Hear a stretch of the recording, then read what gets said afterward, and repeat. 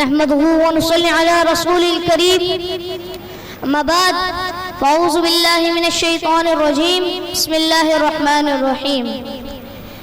اولئك الذين امتحن الله قلوبهم للتقوى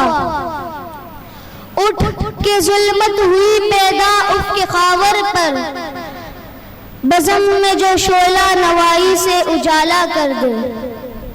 گرم رکھتا ہے سردی مغرب میں جو داغ چیر کر سینہ اسے وقف تماشا کر دے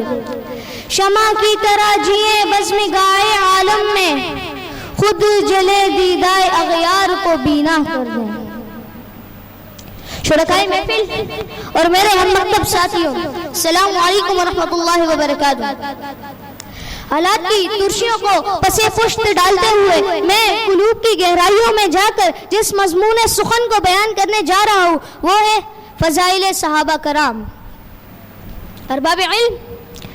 دنیا کی کسی بھی تنظیم کو لے لیجئے، چاہے وہ سیاسی تنظیم ہو، مذہبی انقلابی تنظیم ہو یا آفاتی معاشرتی تحریکی تنظیم ہو یا عوامی، ہر تنظیم کے عروج و زوال کے لیے چند اشخاص اراکین کی کوششیں شامل ہوتی ہیں۔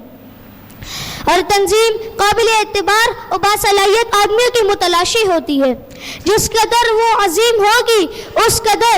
باتدبر اور صاحبان تدبر اور تفکر کی تلاش میں رہے گی۔ تو یہ کیسے ممکن ہے کہ اسلام جیسی باصلاحیت تنظیم کسی کم باصلاحیت کے زر سایہ پروان چڑھے؟ یہ کیسے ممکن ہے کہ اللہ اپنے نبی کے جانسار عقل و خرد پر کی صلاحیتوں پر پردے ڈالے ہوئے کو چن لیتا؟ یہ کیسے ممکن ہے؟ حضرات، اللہ نے اپنے اس عظیم مشن کے لیے جن نفوس عظیمہ کو چنا ہے ان کی مثال اور تقوی پرہیزگاری کی خود دی ہے۔ اولئک الذین امتحن اللہ قلوبهم للتقوی، جو ان کے نقش قدم پر چلا ان کے لیے خبر ہے ہم نے ان سے پہلے امتحان لیا۔ یہ امتحان کبھی مال و زر کی صورت میں لیا گیا، کبھی اولاد کی جدائی کی صورت میں لیا گیا، کبھی جسم و جان کی صورت میں لیا گیا۔ یہ امتحان کبھی خبیب کو سولی پر چڑھ کر دینا پڑا، یہ امتحان کبھی بلال کو مکہ کی دیکھتی وادی میں احد احد کہہ کر پکار کر دینا پڑا، یہ امتحان کبھی زنیرہ کو آنکھوں کی مینائی سے محرومی سے دینا پڑا، یہ امتحان کبھی سمیہ کو خوشی کی زندگی کو میں خون سے تڑپتے ہوئے ہو کر دینا پڑا، یہ امتحان کبھی عمار کو جسم کے ٹکڑے ٹکڑے کروا کر دینا پڑا، یہ امتحان کبھی مصعب بن عمیر کو راحتوں کی زندگی کو ٹھکرا کر دینا پڑا۔ حضرات، صحابہ کرام کی جماعت تو ایسے نفوس عظیمہ تھے جن کے بارے میں آتا ہے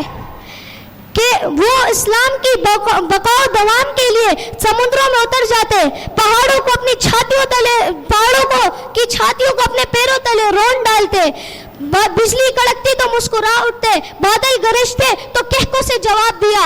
وادی سرسرا اٹھی تو اس کا رخ بدل دیا، آندھیاں آئی تو اسے کہا اپنا رستہ بدل لو، ظلم و ستم کی داستان رقم ہونے لگی تو بنیان و مرصوص کا کردار پیش کیا، تعصب کی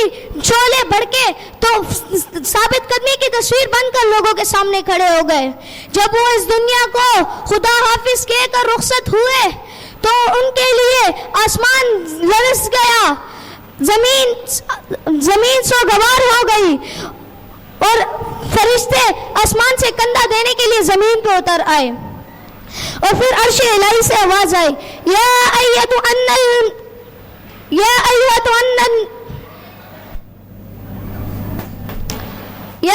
النفس المطمئنہ ارجعی الی ربک راضیۃ مرضیہ فادخلی فی عبادی وادخلی جنتی۔ حضرات، اب باری ہماری ہے کہ ہمیں امت مسلمہ کے لیے صحابہ کرام کی طرح پاکیزہ سیرت کے بن کر لوگوں کے ساتھ عدل و انصاف قائم کرنا ہوگا۔ دعا ہے اللہ سے کہ اللہ ہمیں صحابہ کرام کی طرح سیرت پر پابندی کرنے کی توفیق عطا فرمائے۔ وآخر دعوانا الحمدللہ رب العالمین۔ السلام علیکم ورحمۃ اللہ وبرکاتہ۔